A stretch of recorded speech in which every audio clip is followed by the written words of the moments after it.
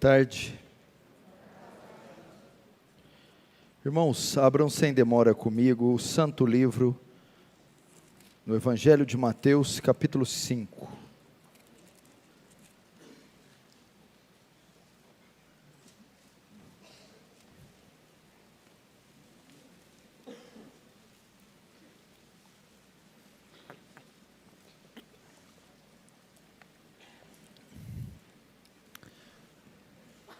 Mateus capítulo 5. Quero dizer para vocês, mais uma vez, que é uma honra e um privilégio estar aqui com vocês. Agradecer e louvar a Deus por estarmos aqui em pleno domingo, cidade de São Paulo, às 16h, realizando um culto. Isso é maravilhoso, nós termos essas opções de culto, opções para louvar, adorar a Deus e aprender a sua santa palavra. Estarei ministrando essa palavra no término do culto. Vai ter uma classe de escola dominical, que eu vou estar dando aula aqui, então, após esse culto, também, uma aula na escola dominical. Após isso, eu estarei aqui embaixo. Eu trouxe uns livros, como eu sempre faço, e vou estar ali, se alguém quiser comprar, quiser que eu assine. E o conteúdo deste livro é o que eu vou pregar agora. O tema da minha mensagem é o mesmo tema deste livro que eu escrevi, o perfil do verdadeiro cristão. Mateus 5, verso 1 diz assim: vendo Jesus as multidões, subiu ao monte, como se assentasse, aproximaram-se os seus discípulos, e ele passou a ensiná-los, dizendo: bem-aventurados os humildes de espírito, porque deles é o reino dos céus. Bem-aventurados os que choram, porque serão consolados. Bem-aventurados os mansos, porque herdarão a terra. Bem-aventurados os que têm fome e sede de justiça, porque serão fartos. Bem-aventurados os misericordiosos, porque alcançarão misericórdia. Bem-aventurados os limpos de coração, porque verão a Deus. Bem-aventurados os pacificadores, porque serão chamados filhos de Deus. Bem-aventurados os perseguidos por causa da justiça, porque deles é o reino dos céus. Bem-aventurados sois quando por minha causa vos injuriarem, vos perseguirem, mentindo, disserem todo mal contra vós. Regozijai-vos e exultai, porque é grande o vosso galardão nos céus, pois assim perseguiram os profetas que vieram antes de vós. Deixa aberto aí, não feche, feche apenas os olhos. Pai Santo, diante de Ti nos colocamos mais essa tarde, Senhor, cônscios da Sua infinita misericórdia, cônscios da nossa pequenez, da nossa miserabilidade e da nossa urgente necessidade de graça. Senhor, não deixa ser só mais um culto, uma programação, que haja demonstração de poder e do Espírito Santo, de modo que almas sejam salvas, santificadas, edificadas, que tenham uma noção muito maior da sua grandeza e do seu amor, e do que foi feito no alto daquele madeiro. Que o Teu reino avance, Senhor, que o Senhor receba glória para si, e nos conforme a imagem do Seu Filho, em nome de Jesus, amém. Irmãos, vai ser uma mensagem rápida, apenas de 30 minutos, e eu gostaria que você prestasse atenção, vou resumir aqui o máximo, para que nós possamos dar andamento no culto. As bem-aventuranças, talvez você leu porque é um dos textos mais conhecidos de toda a Escritura, as beatitudes, as bem-aventuranças, mas talvez muitos de vocês não saibam o que significa estas bem-aventuranças. Bom, Jesus está aqui, sobe em um monte, ele vai pronunciar aquele que vai ser o seu maior discurso, a sua maior pregação, o Sermão do Monte. O Sermão do Monte é a constituição do reino, o programa de governo do reino. O reino de Deus havia chegado, junto com o reino, o rei, Jesus. E agora vem a lei do reino, a constituição do reino. E eu vou falar mais sobre isso na escola dominical daqui a pouco. E ele inicia o Sermão do Monte com as bem-aventuranças. O que são as bem-aventuranças? Uns capítulos atrás, ele anuncia que o reino de Deus é chegado. João Batista começa a pregar: arrependei-vos, porque o reino de Deus é chegado. Para ingressar no reino, eu tenho que passar pelo arrependimento, palavra grega metanoia. Então todos que se arrependem, passam por metanoia, ingressam neste reino, que não é físico, não é natural. Agora, como eu faço para saber se eu sou cidadão deste reino? Súdito desse reino? Se de fato eu ingressei nesse reino? Você vai me dizer: é porque eu congrego na Presbiteriana de Pinheiros. Não. Eu sou cidadão do reino porque eu desci as águas. Ou eu porque eu fiz a minha profissão de fé. Não. É porque eu tenho dons. Falo até em línguas estranhas. Mas muito estranha. Você precisa ver. Não. Qual é a evidência que você integrou no reino? É que você passou por metanoia. Metanoia excede e transcende a religião, a liturgia, os votos. É uma obra sobrenatural, ok? Então essa é uma evidência. Agora, como eu sei que eu passei por metanoia? Mateus capítulo 5, as bem-aventuranças. Não, mas não entendi. As bem-aventuranças são características do verdadeiro crente. O crente não deve buscar ter as bem-aventuranças. O crente é obrigado a ter as bem-aventuranças. São 8 bem-aventuranças. O que são? 8 características do crente. Mas são 8 características de uma categoria de crente? Deve ser para o pastor Hernandes, para os bispos, para as autoridades. Não. As bem-aventuranças são características de todo e qualquer crente. Todo crente possui as bem-aventuranças. Ah, tá. E quantas bem-aventuranças? Eu devo ter umas 3, o outro tem 2, o outro tem 5, um tem 1. Não.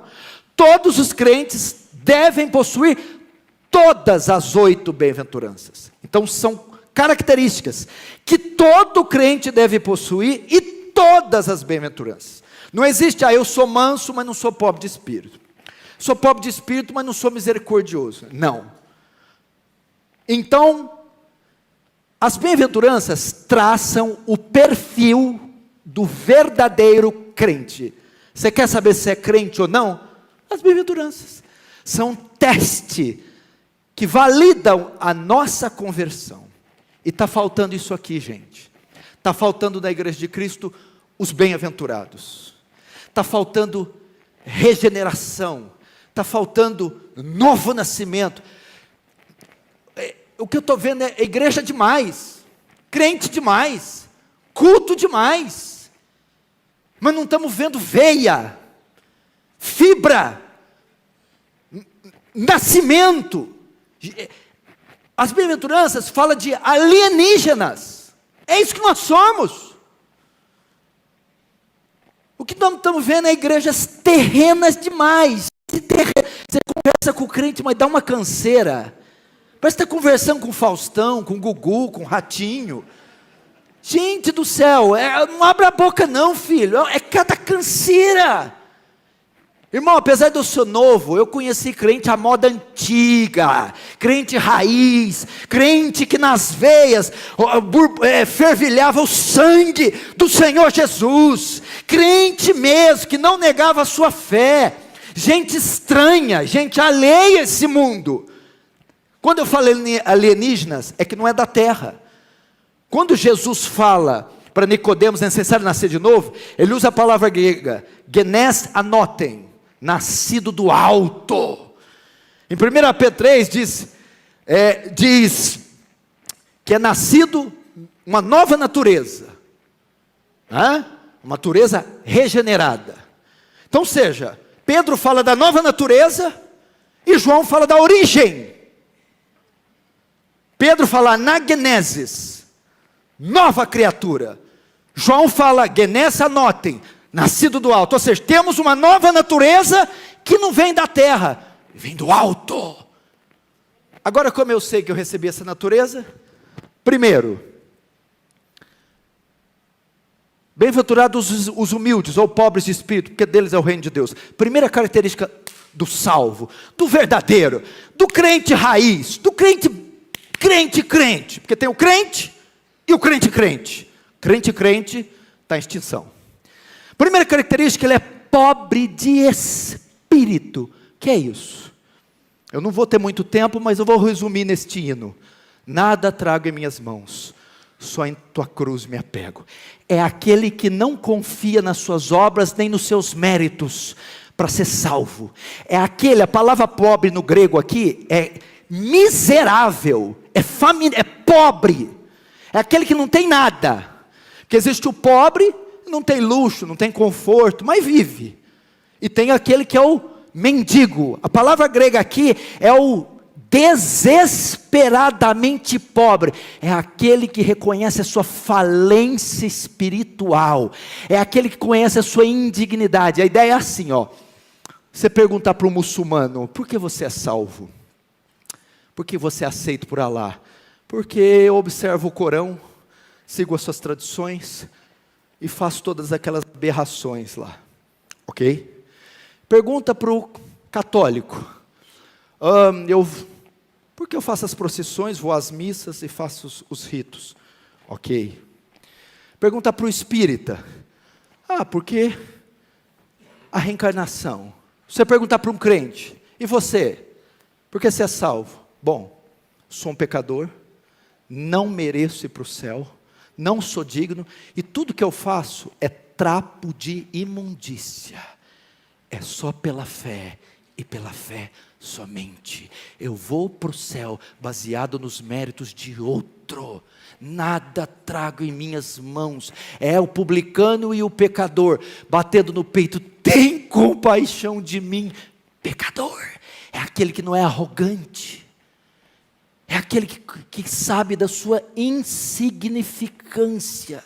O tal do crente arrogante está na moda. Crente soberbo, autossuficiente, ensimesmado, Senhor da glória. O verdadeiro não. O verdadeiro sabe quem é. Sabe de onde Deus tirou ele. Sabe do que ele é feito. Por isso ele não se orgulha. Paulo diz assim: se for para me gloriar, me gloriarei na cruz de Cristo. Longe de mim gloriar-me em outra coisa, a não ser na cruz de Cristo, para a qual eu estou morto para o mundo, e o mundo para mim. Você tem essa característica? Sabe que só levantou hoje por causa da graça? Antigamente eu achava que eu precisava da graça e do poder de Deus para pegar a palavra. Hoje não, eu preciso da graça de Deus para amarrar um sapato.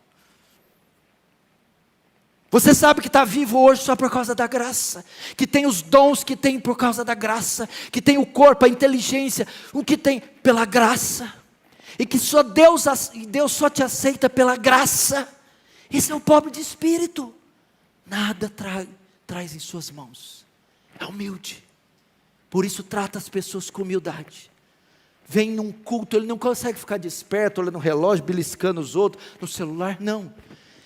Ele tem tanta consciência de quem ele era e do que Deus fez, que ele vem a um culto, por menor que seja, e ele não consegue, ele se constrange. Ainda mais quando canta esses hinos.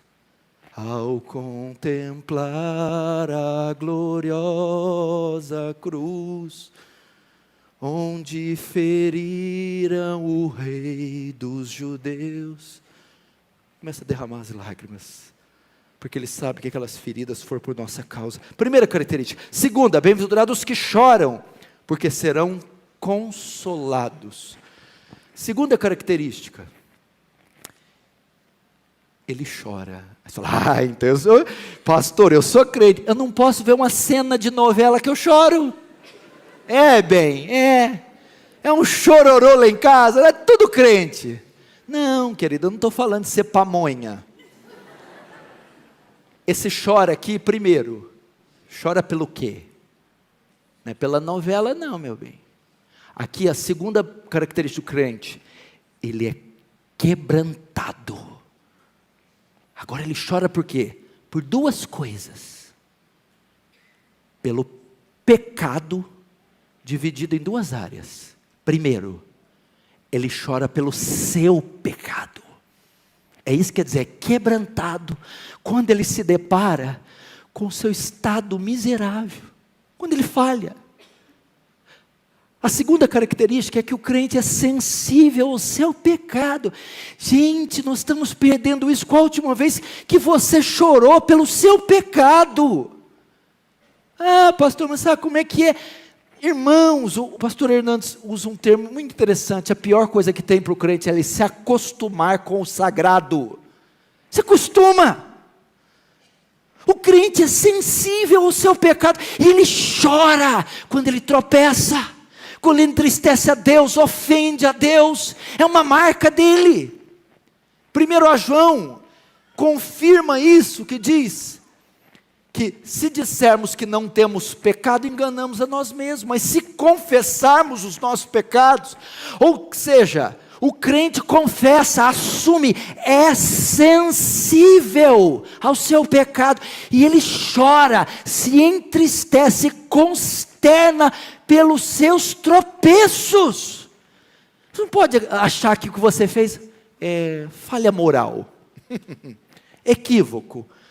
Não, irmãos, estamos ofendendo. Gênesis 6 diz, pesou o coração de Deus. Efésios 4 diz, não entristeçai. Deus fica triste, Deus se sente ofendido. Deus pode ser, meu irmão, pode ser insultado. E o crente, quando percebe que faz isso, chora, se quebranta, se entristece.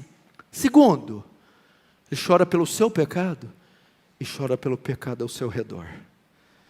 Tráfico de crianças para prostituição, ele chora. Aprovação do aborto, ele chora. Da pedofilia, ele chora. Ele é sensível às atrocidades. Agora esses crentes sentam na frente do jornal e vão vendo aquelas terror, vão dar risada, ah lá, pedofilia, que é isso? Ah lá, caiu uma bomba matando não sei o que, que isso? Quando ele vê essas leis espúrias, quando ele vê essa sujeira do Senado, do Congresso, quando vê as atrocidades que são feitas com inocentes, ele chora. Eu conheço gente, a gente está perdendo esse tipo de crente, que vê o tipo de notícia desse, crianças são abusadas no orfanato, ou tráfico de adolescentes para prostituição, desligam o noticiário, entram no quarto, Senhor, eu não conheço aquelas jovenzinhas de 12 anos, que estão sendo vendidas na Índia, para exploração sexual, mas eu oro por elas, tem misericórdia, poupa essas meninas, livra elas, salva elas. Só vê o noticiário desligar, para ir orar por pessoas que ele nunca viu, que ele não sabe quem é. Temos que resgatar isso. E esse é o perfil. Jesus não viu as multidões, o que ele fez?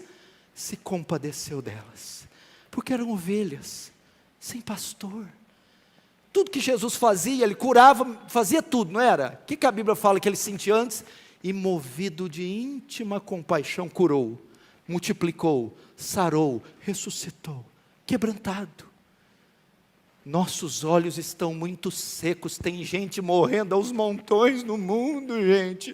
Olha o que aconteceu lá em Moçambique, olha o que aconteceu lá, 7 dias, 5 dias depois, a praia trazendo os corpos, meu Deus do céu, que atrocidade, vidas sendo esmagadas como insetos.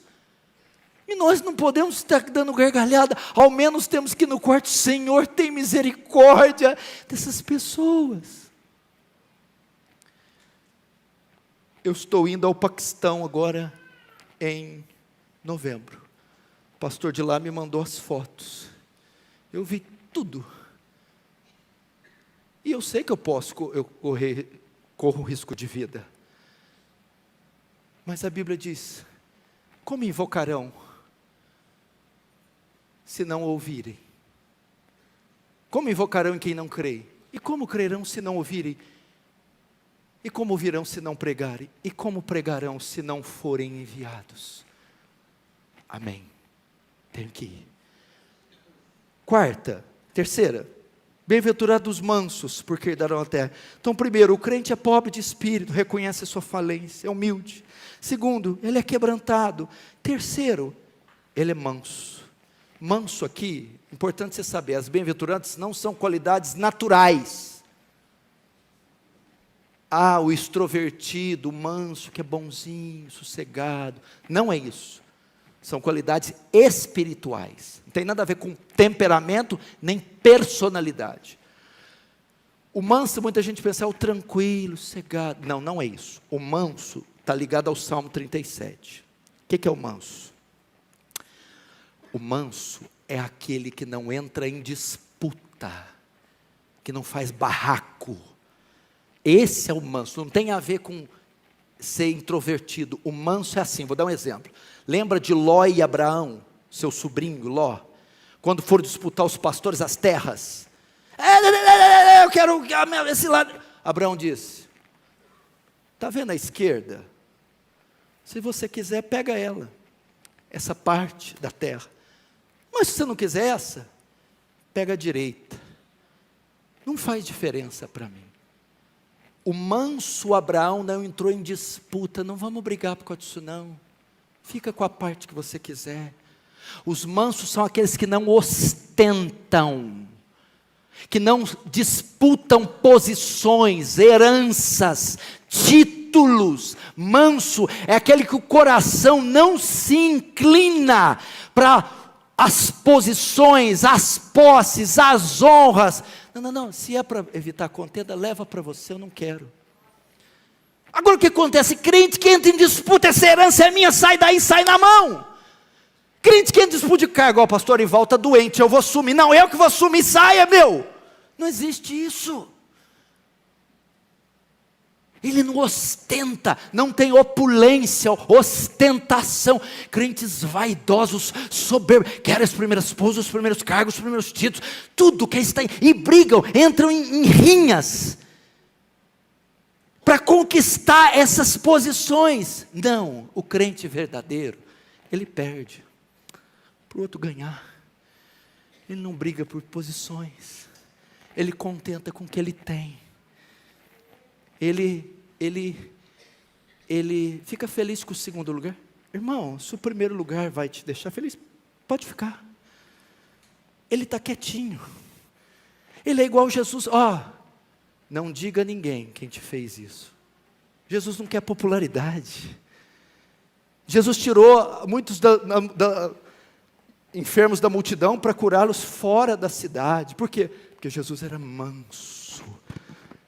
Lembre-se disso, meu irmão. Não entramos em disputa, não ficamos brigando para quem vai sentar na esquerda ou na direita do lado dele, não ficamos disputando cargos, prestígio, disputando heranças. Nosso coração não é inclinado. O manso, a palavra mansa aqui, no grego é a ideia de uma fera que foi domada.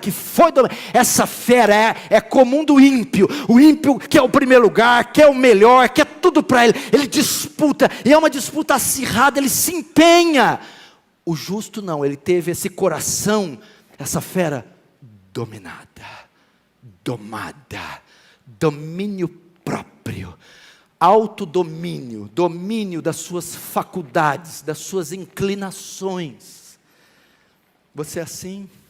Quebra o pau com a esposa. Meu amor, é assim. Não é, por pura vaidade não é. E briga com ela até impor a sua opinião. Por quê? Porque não aceita ficar por baixo. Manso, você tem razão, meu amor. Eu me equivoquei. Dentro da igreja, imagina se o pastor tem uma igreja inteira só de manso. Que delícia. Pastor, isso aqui. Querido, não é assim. Você está errado, se arrepende. O manso, está certo, pastor. Quem sou eu para reivindicar os meus direitos? O manso não reivindica os seus direitos. Ele é submisso, meu irmão. Igual Jesus, como ovelha muda perante seus tosqueadores, não abre. Agora, crente truculento, crente, eu não levo desaforo para casa. Se arrepende, miserável. Crente leva desaforo e leva muito mais para casa. O crente é humilde, o crente chora, o crente é manso. Quarto, o crente tem fome e sede de justiça. É a quarta característica do crente. Deixa eu ver a hora ali. Tem mais 6 minutos.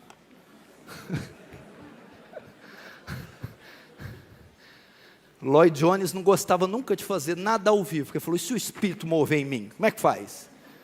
O Espírito dá licença, que o Horário TV cortou, venceu. Vamos lá, vamos chegar. Olha outra característica linda, pastor Erival. Bem-aventurados os que têm fome e sede de justiça. Palmeiras e Corinthians no Morumbi às 6. Às 6 um culto aqui na Pinheiros. O crente... mas ele nem hesita, ele nem titubia, ele vai no culto. Fome e sede de justiça é, ele tem um interesse pelas coisas espirituais, em detrimento às naturais.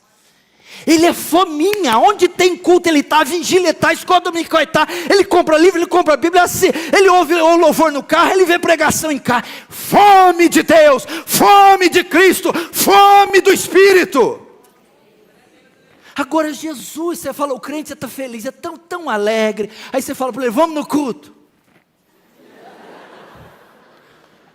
Que é isso, gente? Ele está numa felicidade, e falando das coisas dele, e sei o quê. Vamos fazer o culto doméstico? Ih, acabou a graça. Irmãos, uma das marcas. Por exemplo, vamos dar um exemplo, vamos lá. Quem tem fome, está 2, 3, 4, 5 horas sem comer. Depois de 5 horas, vai procurar o quê? Vai fazer o quê? Procurar comida. Então, a pessoa que está com fome, fica perto de uma geladeira, fica perto de uma lanchonete, num restaurante, quer saciar a fome. O crente verdadeiro fica próximo de onde tem alimento para ele. Fica próximo a um culto, a escola dominical, uma igreja, a um culto doméstico, a livros, a biblioteca dele, o quarto de oração, porque ele quer se fartar de Deus. É isso. Não é fome pelos títulos, fome pelo mundo, fome por essas coisas. Não, ele tem fome de Deus. É bom demais. Aí vem um novo convertido na igreja da gente, todo entusiasmado. Não, menino, para com isso, vai passar. Não faça isso. Se ele estiver pegando fogo, bota mais fogo nele. Lá na nossa igreja, quando aparece um assim, eu dou a chave. Vai, filho, fica trancado aí, vai.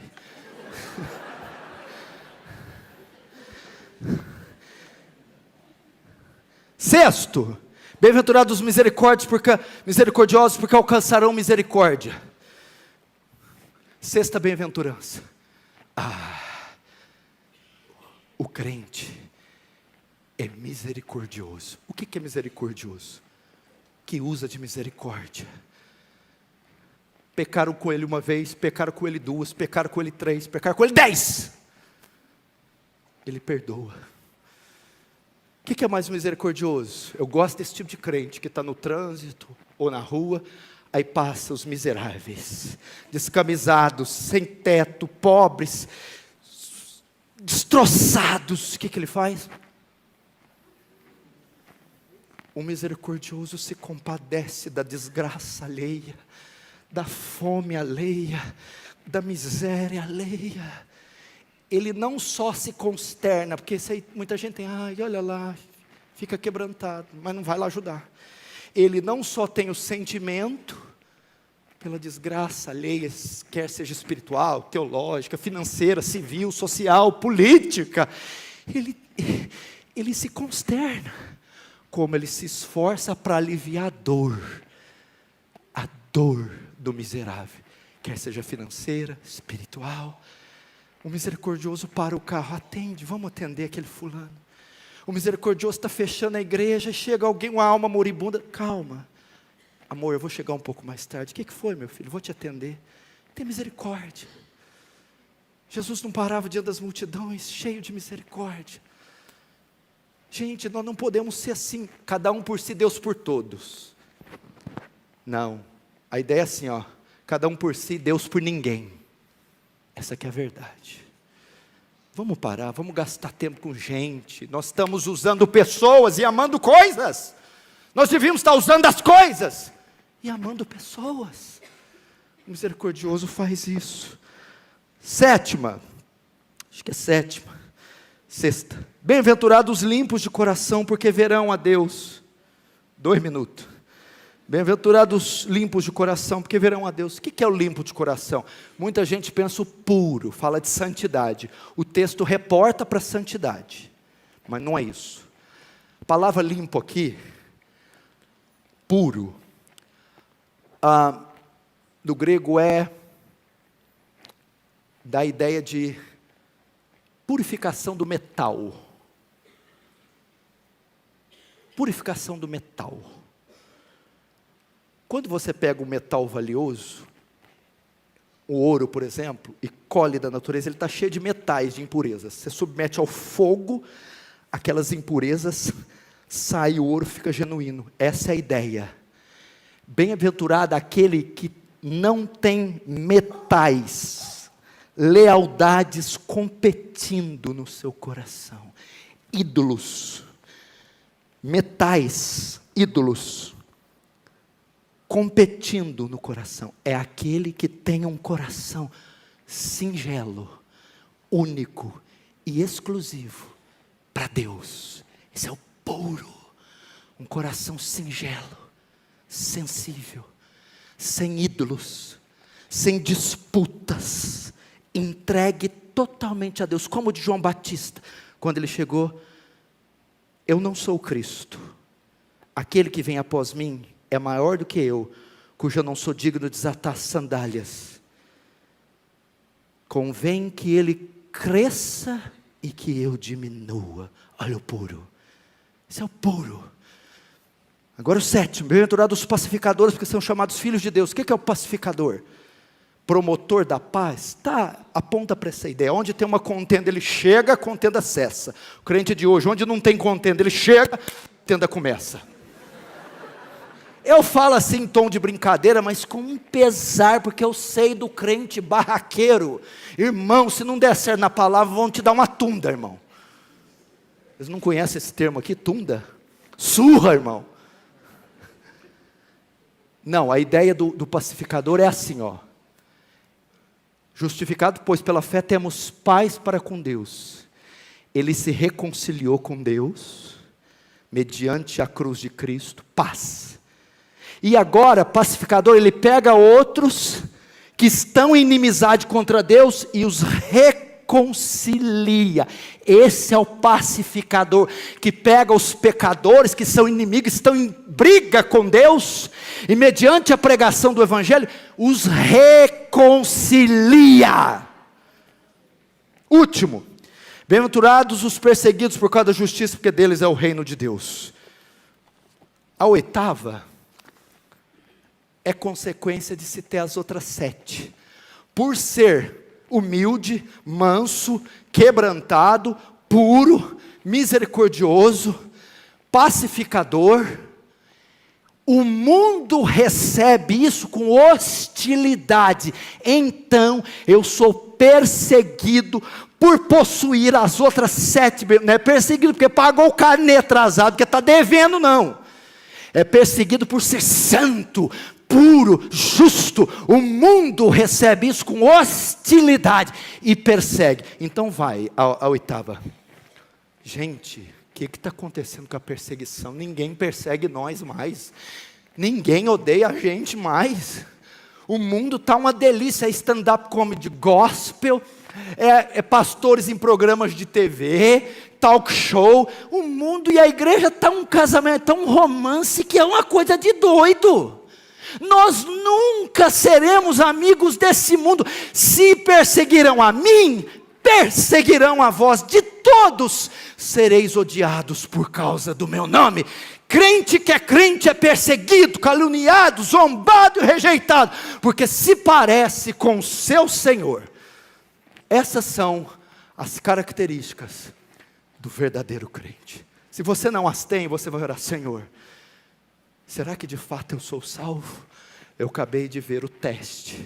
Se você as tem, Senhor, aperfeiçoa, desenvolva-as em mim. Amém? Feche os olhos, curva a cabeça. Senhor, graças te damos, Senhor, por essa palavra. Queremos passar por metanoia, ingressar no reino e sermos puros, pobres de espírito, mansos, misericordiosos, quebrantados, pacificadores e, por que não, perseguidos pela sua justiça. Dá-nos um coração desse, em nome de Jesus. Amém.